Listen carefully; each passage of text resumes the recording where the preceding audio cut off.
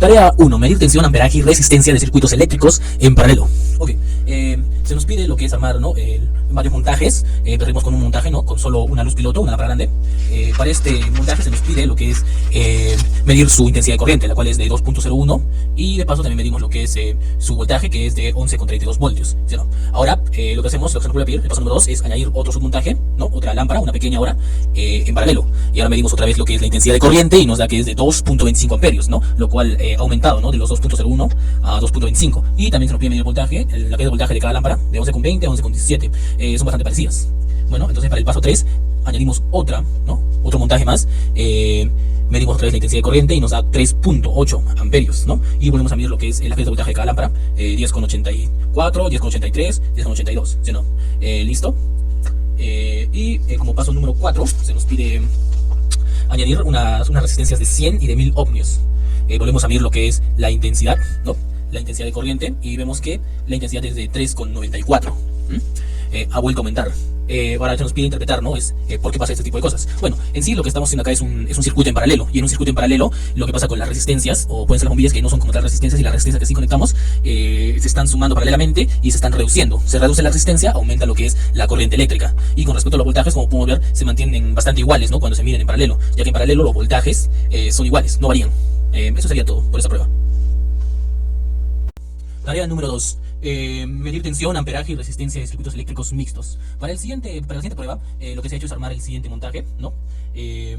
Podemos ver que son una resistencia de 100 ohmios y un conjunto de 3 resistencias colocadas en paralelo de 100, 1000 y 10.000 ohmios.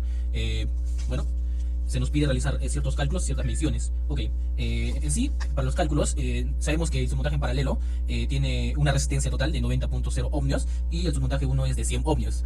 Los dos montajes sumados en serie nos darían 190.09 ohmios. Ok, el voltaje total teórico es de 12 voltios.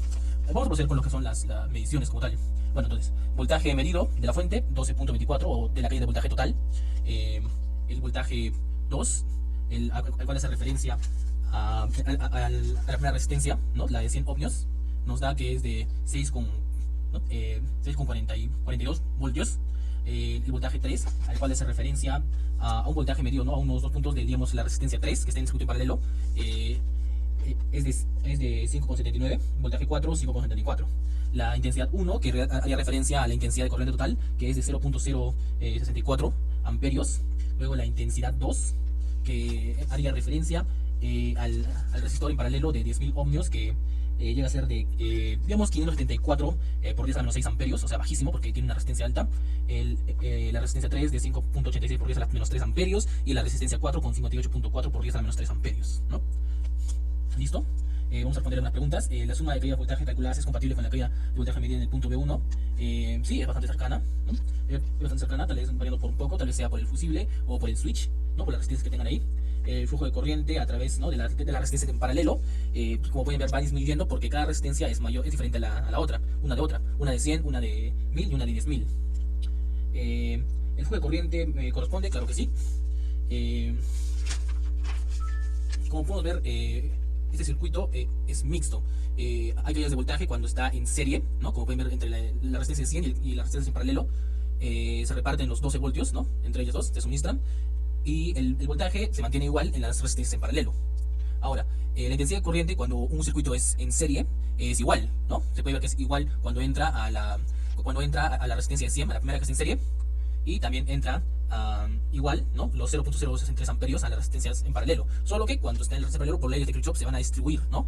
Hay va a haber nodos y se van a distribuir entre esas resistencias. Se subdividirán dependiendo de cuánto sea la resistencia que tenga cada una, a que fluya la corriente, pero cuando salgan serán la misma, ¿no? La misma resistencia, la misma intensidad de corriente que se midió, ¿no? La intensidad total. Bueno, eso sería todo. Circuitos confusibles. Bueno, vamos a hacer una simulación en lo que es el programa Liveware. Acá tenemos armado lo que es ya, ¿no? el sistema que nos dan, ¿no? El circuito que nos dan es una salida de voltaje, un fusible de 1 amperio, y como podemos ver, dos LEDs o lámparas y dos switches. Ok, en el caso 1 lo que pasa es que se va a hacer ¿no? Se agarra y se hace un corto de aquí, ¿no? Se hace un corto, ¿no? Así, algo así. Sí, así realmente.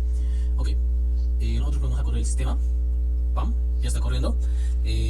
Dice, cuando se cierra el interruptor 1, bueno, como podemos ver, el interruptor 1 funciona y Lo que hace es que se hayan juntado en paralelo las dos lámparas y se prendan a la vez.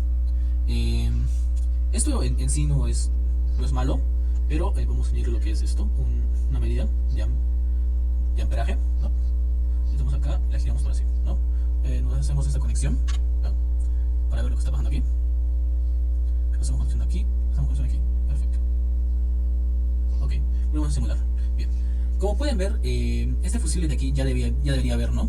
Ya se debería haber abierto porque, como pueden ver, está pasando 1.25 amperios, está pasando más amperaje del que puede soportar. Y esto es porque el circuito se ha hecho en paralelo, ¿no? Se ha puenteado en paralelo. Ok, cuando se cierra el interruptor 2, ocurre lo mismo. Se puentea en paralelo y da 1.25.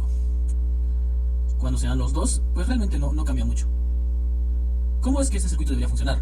Detenemos esto y eliminamos lo que es el corto. Normalmente debería ser 1, ¿no? Porque miren, pues, con uno nomás hace un recorrido en serie y solo hay 624 miliamperios, ¿no? Es bastante bajo, ¿no? De lo que es el fusible. Cerramos este, abrimos este. Lo mismo, solo cuando los dos se encienden es que el amperaje se dispara. Bueno, en sí este amperaje de aquí debería ser un poco más, digamos tal vez unos 7,5 amperios, y así podría soportar a los dos componentes. Tanto si es que se cortan así o con el corte, ¿no? Bueno, ahora vamos a simular lo que es el caso 2, que tiene también hace un corto, pero este lo hace de esta manera, así. Ok, lo que pasa, ponemos a simular el sistema, cerramos el interruptor 1 y como pueden ver, se ha formado un camino bastante directo, está haciendo un corto directamente con la fuente. Como ven, el amperaje se ha disparado a 748 amperios, no hay ninguna resistencia, ¿no?, que lo restrinja. El fusible ya voló hace rato, porque este es solo 7.5 amperios, no puede soportar tanto, ¿no? Cerramos esto, abrimos el interruptor 2. Con el interruptor 2 el funcionamiento es normal, se abre, entra por aquí, no utiliza el camino del corto y funciona la lámpara 2. Cuando se cierren los dos, obviamente, bueno, como pueden ver, la lámpara se ha encendido muy tenuemente, está pasando algo de corriente por ahí, pero igual, el corto sigue estando con 748 amperios, lo cual es mucho amperaje, y es posible hace rato que voló. Bueno, eso sería todo por esta prueba. Prueba número 2, operaciones con potenciómetro, ¿no? En esta prueba lo que vamos a medir es sacar el voltaje de este LED que pueden ver aquí, ¿no? Esto lo vamos a hacer en base a operaciones con este potenciómetro, ¿no? El circuito está completamente armado. Bueno, vamos a proceder a encender el sistema con el LED encendido. El mayor es 1000, procederá a medir la caída de voltaje. Entonces, voltaje directo, perfecto, bien, ¿no? Coloca bien y podemos ver que el voltaje es bajísimo, ¿sí o no? En este punto, en el lado izquierdo, la resistencia está al máximo, ¿no? El voltaje, este potenciómetro está acaparando todo el voltaje, porque recuerden que el voltaje es directamente proporcional a la resistencia, tiene máxima resistencia. Lo que vamos a hacer, procedemos a mover la perilla lentamente, ¿no? Y como pueden ver ahí el potenciómetro va a ir aumentando las lecturas, ¿no?, del voltaje, ¿no? Y en un punto debería ir encendiéndose el LED, ¿no? Ok. Lo que hacemos al mover a este lado izquierdo la perilla es que la resistencia se va a ir reduciendo aquí, el potenciómetro. ¿Qué va a hacer? Menos resistencia, menos voltaje. Ya no va a acaparar tanto voltaje, entonces va a poder entregarle el voltaje necesario a esto, ¿no? Según lo medido, podemos decir que este LED necesita hasta 2 voltios para encenderse, ¿no? Tiene una caída de voltaje de 2 voltios. Esto es regulable porque pueden ver, ¿no?, que se va moviendo. ¿Listo? ¿En qué punto es mayor la intensidad? Nos preguntan.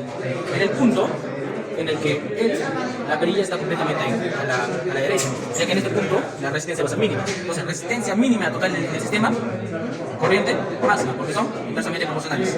Eso sería todo. Prende. Miren. Ok. Como podemos ver, el LED no se ha encendido. ¿Sí o no? Esto ocurre porque el condensador no tenemos esta carga que está acaparando todo el voltaje, así que no hay potencia suficiente para encender el LED. ¿Ok?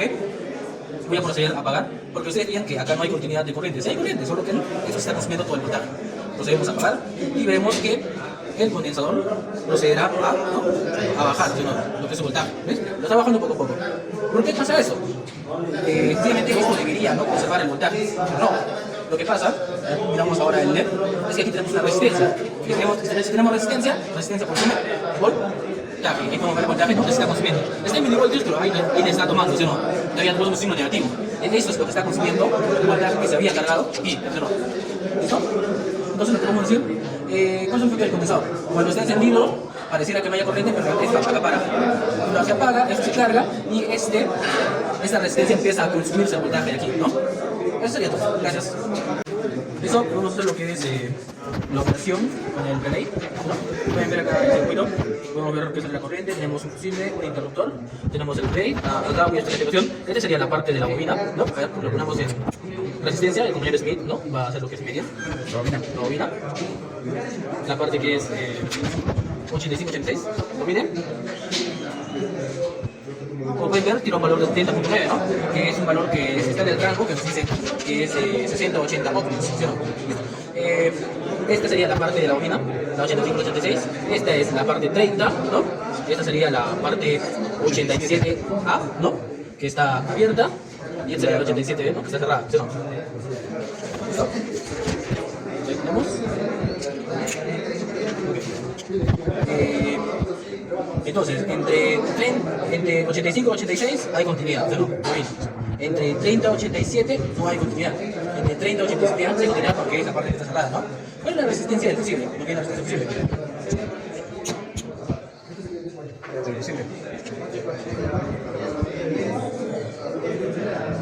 Ya, nos bota un valor de 0.6 o 0.4, un valor bastante bajo, menos de un ohms, ¿no? O sea, el fusible tiene menos resistencia, así que está bastante bien, está en cortas condiciones. ¿Cuál es la caída de voltaje? A través de la resistencia, ¿no? 1 de 470 ohms, esa es la resistencia de 470 ohms que está con el LED, ¿no? Entonces, ponemos el voltaje, por ahí, ¿no? Encendemos el sistema y mi compañero va a pasar a medir la caída de voltaje. ¿Ok? Podemos ver que la caída de voltaje es de 10,34, algo de 10 voltios, ¿no? Apagamos el sistema. ¿Cuál es la resistencia de la bobina del relé cuando está conectada? La resistencia de la bobina del relé es de 35 ohmios, que dijimos está dentro, ¿no? El valor teórico. Hay continuidad entre los contactos normalmente abiertos del relé cuando no están anexados, o sea, se refiere a este y a este. Entonces decimos que no hay continuidad, ¿no? Porque está abierto. Solo se cierra cuando se energiza, ¿no? Cuando se energiza la bobina. ¿Cuál es el voltaje de la bobina del relé con el interruptor 1 está cerrado? Entonces nosotros procedemos a encender y medimos lo que es voltaje. ¿De la bobina o de la SL? La bobina.